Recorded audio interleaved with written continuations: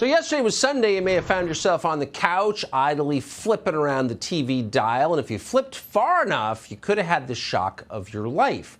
Michael Jackson was on Face the Nation. Now, to be clear, this wasn't video of Michael Jackson performing his hit songs in the 1990s. This appeared to be a living version of the international pop star that news reports claim died of a drug OD more than a dozen years ago. And yet, despite those claims, there he was, fully, undeniably Michael Jackson talking on television. How can that be? Honestly, we have no idea. We're not theologians here. This is merely a news program. We can only show you what we saw. Here it is. There's nothing more important for us to do than protect our Constitution and our democracy. What the Republicans are doing across the country is really a legislative continuation of what they did on January 6th, which is to undermine our democracy. See? Michael Jackson. That was him. No Billie Jean. Apparently he's given up singing. Now he's telling lies about politics. Same man. If you've ever seen Michael Jackson, you cannot forget the face, though admittedly, he's had a lot of work done since we saw him last. It could not stand. And so alone and battling debilitating hot flashes in his kitchen, fighting the urge to open yet another bag of Chips Ahoy, Adam Kinzinger fought back. Literal evil, he wrote in a late-night response to Cat Turd. If I met you in person, it would not end well. For you, sicko. Whoa! Hear that, Cat Turd? It will not end well for you. That's not a pillow fight Adam Kinzinger is talking about. That's a full-on slap fight with hair pulling. This is real. You'd better apologize. Our heart goes out to Cat Turd tonight, who's probably cowering in a litter box somewhere, waiting for Adam Kinzinger to show up with sharpened nails. Mock the Ukrainian flag, get scratched. Those are the rules, Cat Turd. It's a tough town. Meow. But speaking of how it will all end, how's it going to end for Adam Kinzinger? Well, we suspect it'll end like it began, in anonymity. In just weeks, Adam Kinzinger will be another CNN contributor. No one will ever see him again. But we will never forget him. Adam Kinzinger will live forever in our hearts as an example of what a man can be when he stops trying to be a man and unleashes the emotionally fragile divorced single mom within. Have another glass of Chardonnay and listen to me cry. Yes, Ms. Kinzinger, we will. So here it is one last time. I never expected a day to be quite as emotional for me as it has been. But you guys won. You guys held. You know, democracies are not defined by our bad days. Au revoir, Adam Kinzinger. See you at SoulCycle. From public life, it was, ladies and gentlemen, the equivalent of a targeted nuclear device detonated over the most emotionally vulnerable elements of our most privileged population.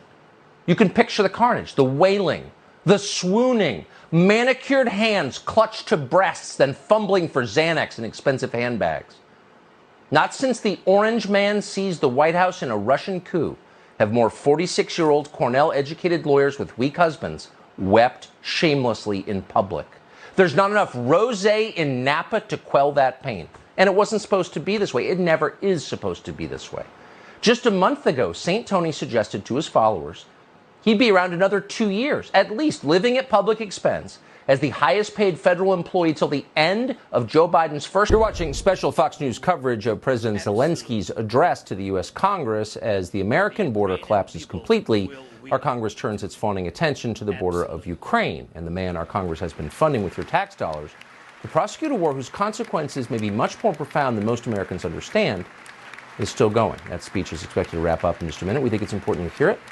We'll be back when it's over. It's funny how huge history-altering events can take place in this country and around the world, and most people seem to have no idea they happened. It's not that Americans are stupid. It's that our media outlets, often under direct pressure from the U.S. government, suppress those stories, the stories that matter. The effect of this arrangement, and by the way, it's the intended effect, is to leave the population of the United States dangerously ignorant on questions that affect their lives. At this point, you have to wonder if the average, say, New Yorker is really better informed than a factory worker in Pyongyang, North Korea. Probably not. Both have been effectively blindfolded by information monopolies. The very least you can say about the English is that they took their colonial responsibilities seriously. They didn't just take things, they added.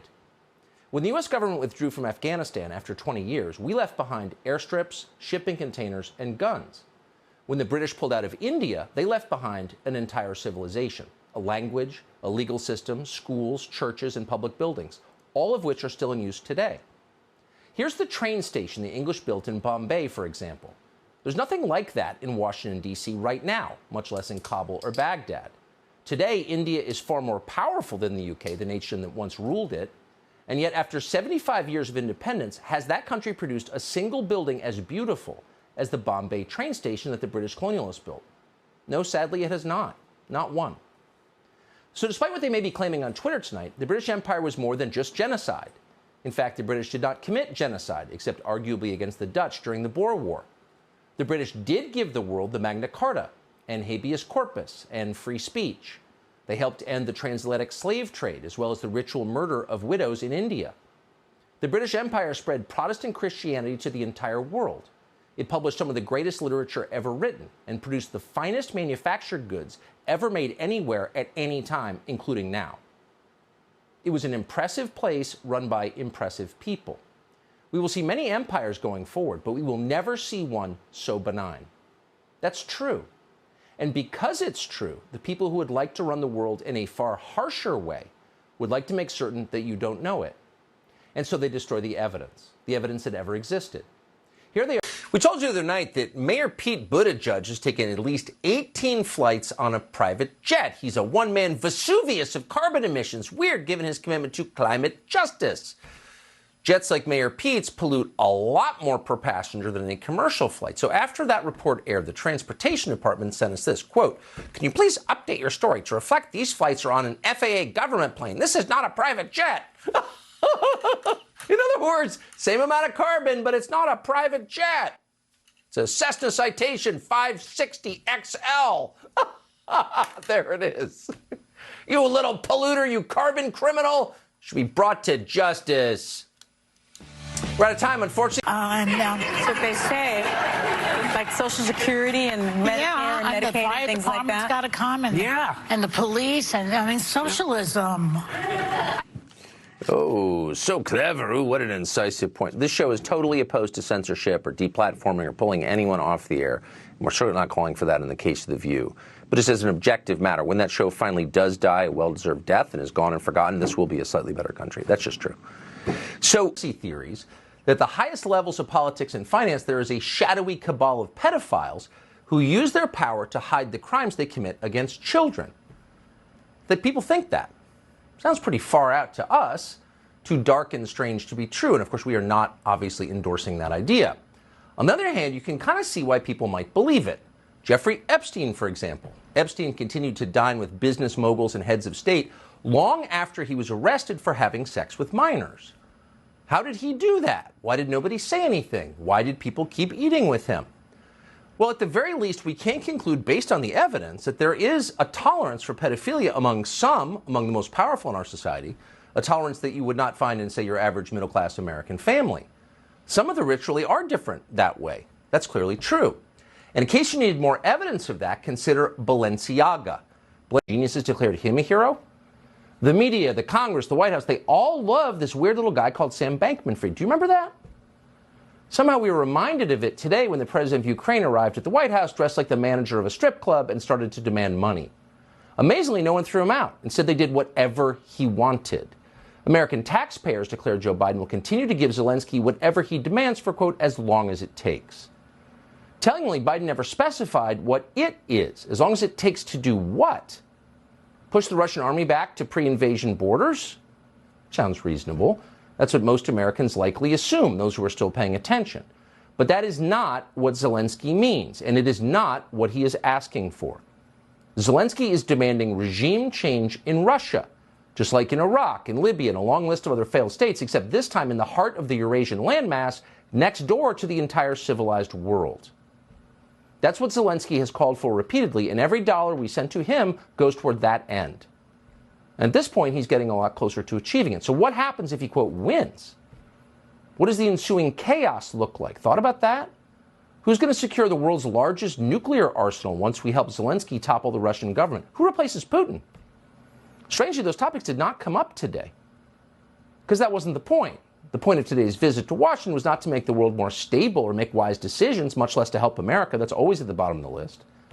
The point was to fawn over the Ukrainian strip club manager and hand him billions more dollars from our own crumbling economy. It is hard, in fact, it may be impossible to imagine a more humiliating scenario for the greatest country on earth. And we would love to blame Joe Biden for it, but we can't really, not entirely at least.